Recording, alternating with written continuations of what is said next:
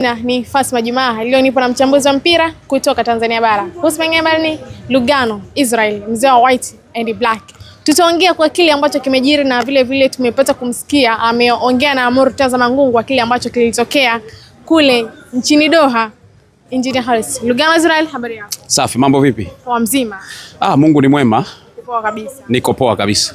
Tuanzie na tukio ambalo wana Simba wenyewe wamelipokea kwa huzuni na hawajafurahishwa nacho. Ni baada ya katika mkutano ulifanyika jana Doha wa Engineer Harris, rais wa klabu ya Young Africans, mention klabu ya Simba kama timu ambayo katika mkutano ambao ileta mvurugano, na wengine wakienda mbele kusema kwamba kwa nini kaizungumzia timu ambayo ipo katika taifa lake, kimesha kwamba Tanzania. Kwa nini hakutoa mfano kati ya mechi ya Young Africans dhidi ya JS Kabylie kule nchini Algeria kwa kile ambacho kilitokea? Kwa upande wako Lugano, Israel, ulipokeaje hili jambo?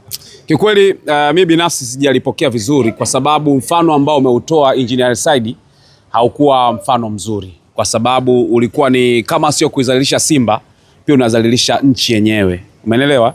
Kitu ambacho alikizungumza kilitakiwa atumie hata mifano mingine, kwa sababu Simba na Yanga ni watani wa jadi wakiopo nchini, lakini kutoka nje ya mipaka Tanzania hautaki kuwa watani wa jadi. Mnaizungumzia Tanzania sasa pale. Sasa anapotoka kule anaenda na makala. Unajua hii makala imetengenezwa toka huku, ili kwa presentation kule. Maana yake wametengeneza toka huku, wakaandika kila ambacho tutaenda kukizungumza kwenye mkutano. Then after that ni kwamba alienda kuwasilisha tu kila ambacho likipanga kutoka huku, kwamba anaenda kuidhalilisha timu ya Tanzania. Simba ni timu ambayo imetupa sura nzuri sana kama Tanzania. Wakati Yanga haipo katika hata 20 bora kwenye vilabu, hata 30 bora, Simba walikuwa ndani ya 10 bora. Si umensoma? Kwa hiyo Simba walishatengeza jina lao kwenda kuwaharibia wakiwa wako kwenye hatua kubwa sana, heshima kubwa duniani. Ni kitu ambacho mimi sijakifurahia, kwa sababu unajua nikwambie, sawa umepata nafasi ya kwenda kuhutubia au kutoa semina au kuwaelewesha watu kuhusiana na uwekezaji, kwa sababu ndio kitu ambacho kilikuwa kimelengwa kule. Kuna mambo ya uwekezaji ambayo pengine angeyazungumza kiupana zaidi bila kutolea mfano mbaya, pia angeeleweka Engineer Said. Umeelewa? Lakini akaenda kutoa mfano ambao ni wa kudhalilisha. Unajua ni sawa, kila mmoja anafahamu kwamba ndani ya Simba bado uwekezaji haujakamilika. Kulikuwa na changamoto kadha wa kadha ambazo zilipelekea mpaka kwenye mkutano mkuu wana Simba karibia dakika za mwisho washikane mashati, kwa sababu haukuwa mkutano ambao ulikuwa wa amani kwa 100%. Kila mmoja anafahamu hivyo. Kwa hiyo kile kitu ambacho kilikuwa kimetokea pale, nadhani yeye angechukua kama sehemu ya kukificha tu kwamba okay, kinafanyia solution. Sina haja ya kuki expose kwa watu wengine waanze kuona kwamba kuna madhaifu haya, si kuna hiki na hiki, kuna hiki na hiki. Kiangalia ilikuwa ni mkutano mkuu ambao ni wa makubaliano yenyewe kama klabu ya Simba na wanachama wake. Ulikuwa ni mkutano ambao unaohusu klabu ya Simba. Unapoenda kuzungumzia, unajua kila alichokwenda kuzungumza Engineer Said, watu wengine wanaweza kafikiri hakina madhara. Ile ni dunia nzima. Umeelewa? Ni dunia nzima. FIFA ndo walikuwepo pale, walikuwa wameandaa kongamano la aina hiyo, seminar unaweza kusema, au kitu chochote kuelewesha kuhusiana na masuala ya uwekezaji na vitu kama hivyo, yani kutoka katika mfumo wa wanachama mpaka uwekezaji. Yeye alipewa nafasi ya kutoa somo hilo, umeelewa? Lakini kupewa nafasi ya kwenda kutoa somo haikumaanishi kwamba ukaenda kudhalilisha watu, kwa sababu hicho kwenda kukifanya yeye ni kwenda kudhalilisha upande wa Simba. Simba kama nilivyosema imetengeza jina kubwa kwa muda mrefu dunia nzima. Ukigugo Simba watakuleta Simba ambayo imefanya mambo makubwa sana. Wataiangalia Simba ni ya ngapi kwa ubora barani Afrika. Simba ni ya 5 kwa ubora barani Afrika. Umeelewa? Yanga hajawahi kufika maeneo hayo. Sawa, umepewa nafasi kama Engineer Said.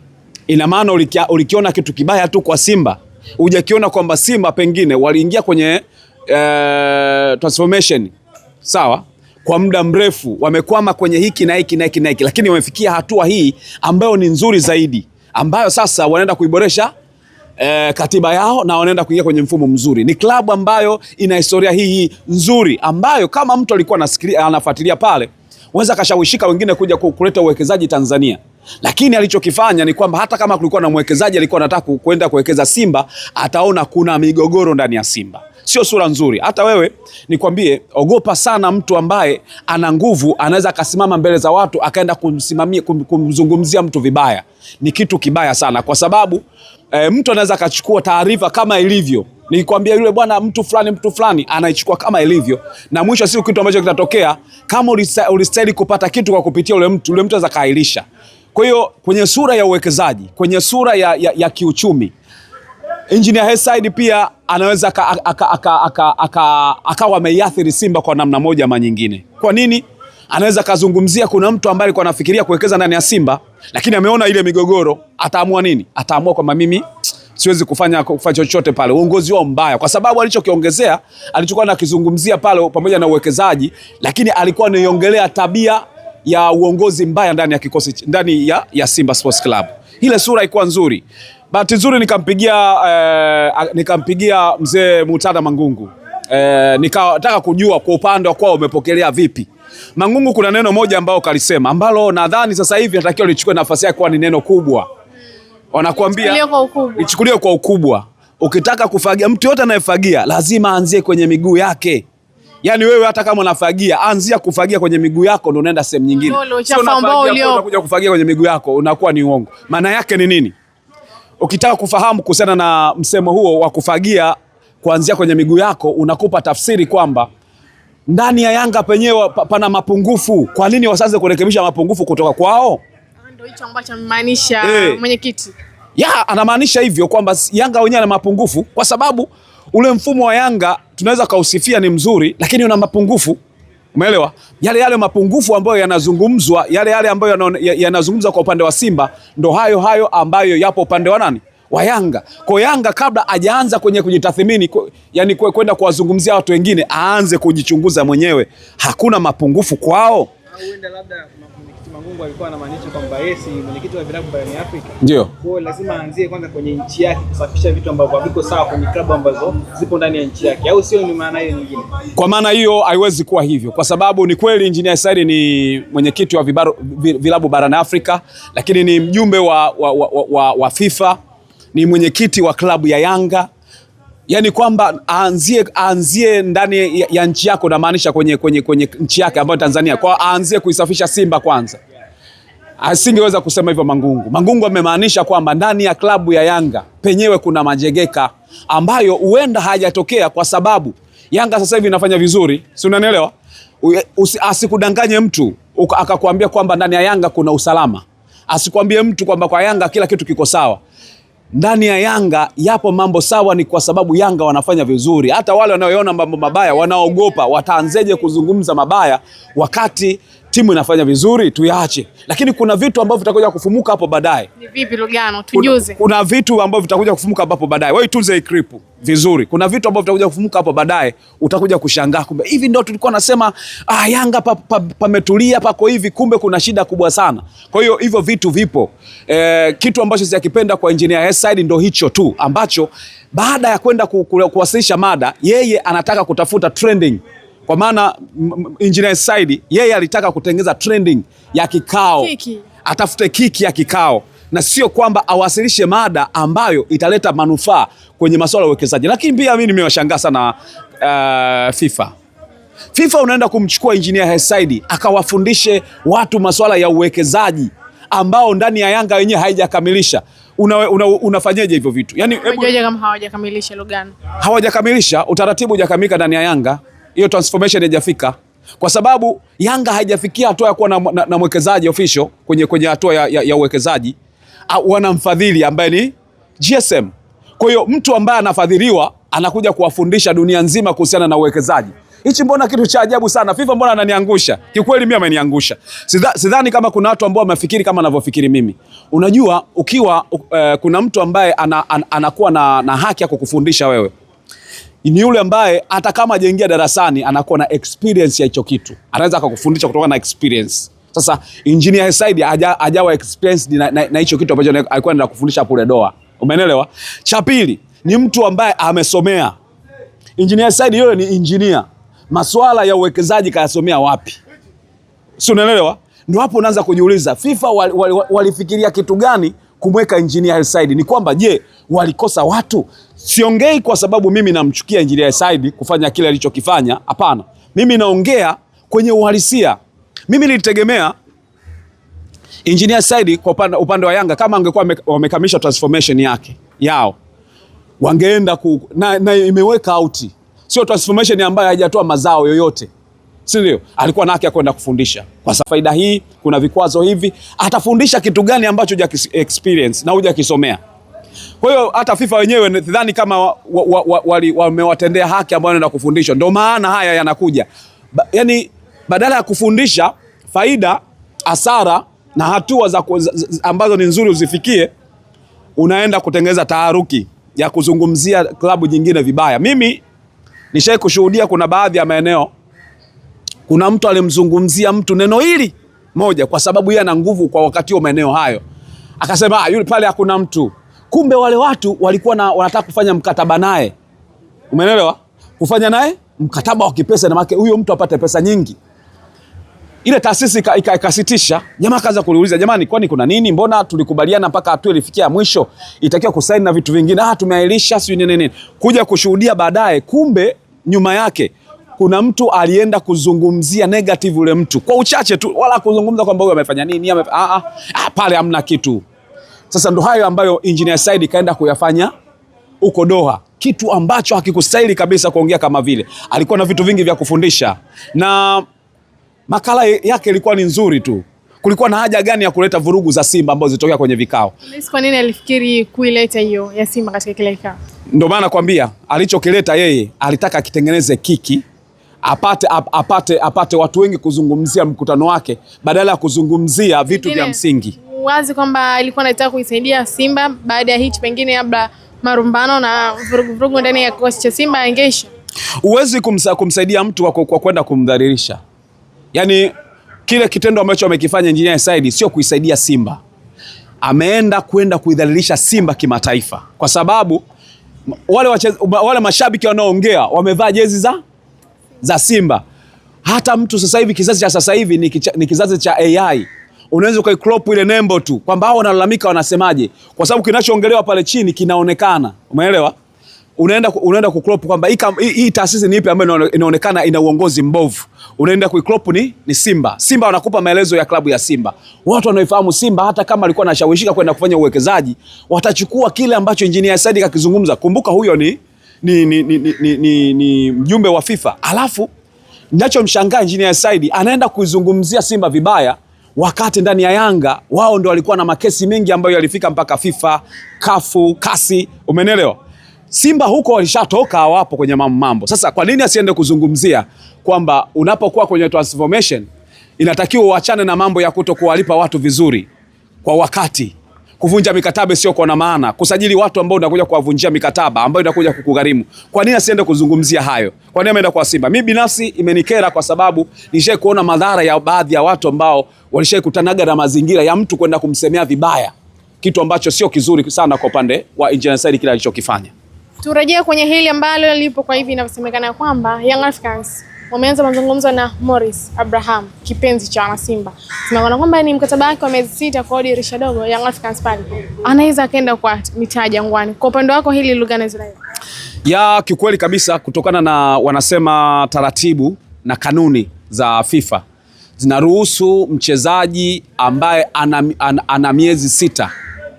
Sawa, ana miezi 6 imebakia kumaliza mkataba wake kuzungumza na timu nyingine. FIFA walifikiria kwa upana zaidi kuleta kanuni hizo. Kanuni hiyo inamfanya mchezaji anapocheza ajue mara baada ya kucheza hapa nitaenda upande gani, au nitabakia hapa nilipo, au sina soko kwa sasa hivi nifikirie kama kwenda kuwa mkulima au kwenda kuwa mvuvi au mfugaji na vitu kama hivyo.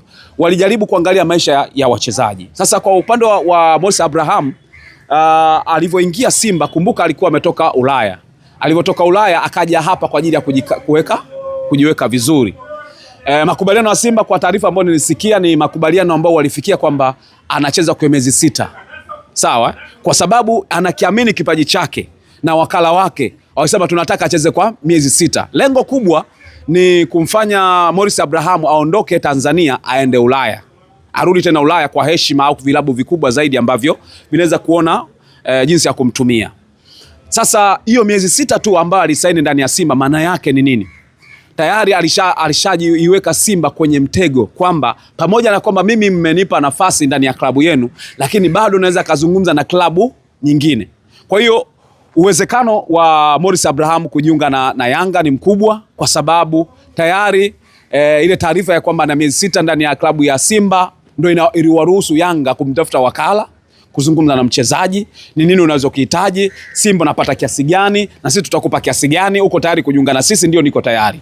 Kwa hiyo in short ni kwamba muda wowote kuanzia sasa unaweza ukasikia taarifa ngumu sana ambao wana Simba hawatakubaliana nayo. Ni kweli? Kwa hiyo ile jambo ambalo linasemekana, taarifa hizi ambazo nazizungumza mimi, miezi 6 Yanga kuzungumza na Morris Abraham ni kitu cha kawaida. Kwa ukweli upo katika hili ambalo linazungumza kuhusiana na Morris Abraham. Nakumbuka tabia za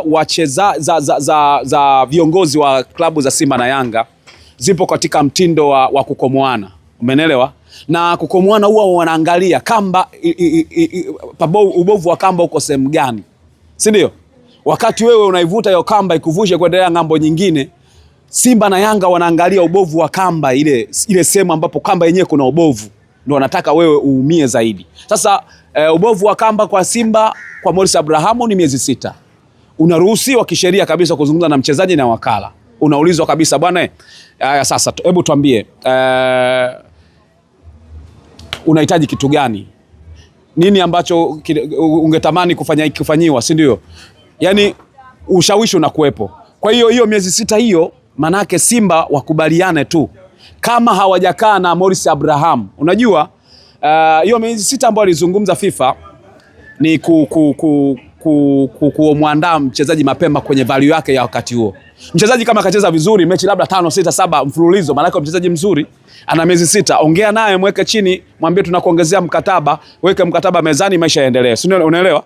Sasa Simba watamkosa Morris Abraham ni kwa sababu hawakukaa naye na kumwandaa, kwa maana kumuongezea mkataba na kuongea na mawakala wake kubakia ndani ya Simba. Dunia sasa hivi ni pesa she. Kwa hiyo kama ni pesa na mafanikio ya Yanga na Simba hayatofautiani, Morris Abraham hana maamuzi ya moja kwa moja mwenyewe bila mawakala. Sasa mawakala kama ameongea na upande wa Yanga wakaona kuna maslahi makubwa, anaenda Yanga. Ndio maana umemwona mtu kama Zimbo yuko Yanga. Nani alifikiri kwamba Zimbo ingekuwa rahisi yeye kwenda kucheza Yanga? Hakuna. Umeelewa? Lakini kwa sababu ya wakala na kwa sababu ya pesa imemsababisha Zimbo akaenda Yanga. Kwa hiyo Morris Abraham kwa kipaji na uwezo aliouonyesha, kama Simba hawajakuwa haraka sana kurekebisha ili swala, watajikuta dogo ambaye sasa hivi ni nyota ambaye inang'ara ndani ya Simba. Sasa hivi kuzungumzia star wa Simba unamzungumzia Morris Abraham. Sasa hizi hata Mpanzu mwenyewe azungumzi kama Morris Abraham. Kwa hiyo wakati wote mimi naamini wakati wote kama sio Mpanzu kwenye dirisha hili dogo au Morris Abraham au wawili wanaondoka. Kuna huwa naye ambaye tayari wameweza kumjumuisha. Aua sijampa asilimia nyingi sana, lakini hawa wawili. Aua inawezekana akaenda Morocco. Umeelewa? Morocco. Kule kuna value kubwa kuliko Yanga na Simba. Lakini Morris Abraham na Mpanzu wakati wote tukasikia yuko Jangwani, kwa sababu value yao na matamanio ya Yanga kuwakomoa Simba yako wazi kabisa. Kwa hiyo naamini kuna kitu ambacho Simba anaweza kukutana nacho huko mbele ambacho ni kigumu sana. Pengine hii ya upande wa pili kuachukua wachezaji kutoka katika timu zao pinzani, kuna namna kama inaweza ikaleta tafsiri tata ukiangalia kwa hichi ambacho Elie Mpanzu amekifanya katika hii miezi hivi karibuni. Sijakuelewa. Wachezaji kutoka Simba kwenda Yanga, kutoka Yanga kwenda Simba. Kuna namna kama inaweza ikawa inafikirisha ukiangalia kwa hichi ambacho Elie Mpanzu amekifanya kwa hivi sasa hivi karibuni. Kwani Mpanzu kafanya nini? Maneno ni mengi mtandaoni.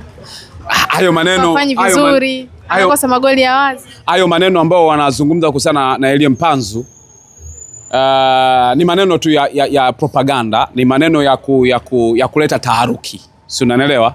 Lakini Elie Mpanzu mpaka dakika hii yule ni mchezaji ambaye yuko complete. Kukosa ni sehemu ya mchezaji, kushinda ni sehemu ya mchezaji. Yeye anazungumzwa kiwango kimeshuka. Yes, kinaweza kama kiwango kimeshuka. Lakini hakuna mchezaji yoyote mwenye akili timamu anaweza kanunuliwa na timu kwa sababu ya ni komwe timu hii niende kwenye timu nyingine. Hakuna. Kwa sababu hata wale wataona unanunuliwa ukienda kuichezea timu nyingine. Kwa hiyo huwezi kutengeneza imani yako mbele ya hiyo klabu endapo kionekana umenunulika. Mfano wewe uko kwenye ofisi yako, si ndio? Taasisi yako. Ukionekana wewe uko kwenye ofisi yako unaenda kuisaidia ofisi nyingine kuikandamiza ofisi yako isifanikiwe, maana yake hata wale wakikuchukua kwenye ile ofisi utaonekana unawasaidia watu wengine wale wakandamize. Hakuna mtu mwenye akili mbovu kama kiasi hicho. Kwa hiyo yote yanayozungumza kuhusiana na Mpanzu anahujumu Simba, anafanya hivi, anacheza chini ya kiwango. Hivyo unaweza kupiga shuti ligongeshe mwamba kwa kulenga. Mwamba ukipiga mpira uende golini, mwamba unatokea tu ni matokeo. Mara hizi mbili. Na ule mpira utakiwa ingie ndani. Si ndio? Mpira una kitu kinaitwa bahati. Kwa hata Mpanzu pia alikuwa na bahati. Kama ni bahati kugongesha mwamba, basi alikuwa na bahati ya kugongesha mwamba. Lakini kama ingekuwa bahati ya kufunga, kuingiza mpira kwenye nyavu akufunga, basi alikuwa na mkosi wa kutokufunga. Lakini alifanya shughuli zote.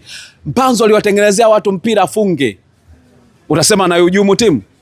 Ni ushamba tu fulani wa watu kutaka kuleta taharuki na vitu kama hivyo. Mimi binafsi sikubaliane. Wewe mwenyewe unafahamu mimi mtu wa black and white, umekosea na kuchana, umenyosha naondoka na wewe, tunakupongeza, vyote vinaenda hivyo. Kwa hiyo kwa upande wa Mpanzu mimi sina shida na hiyo.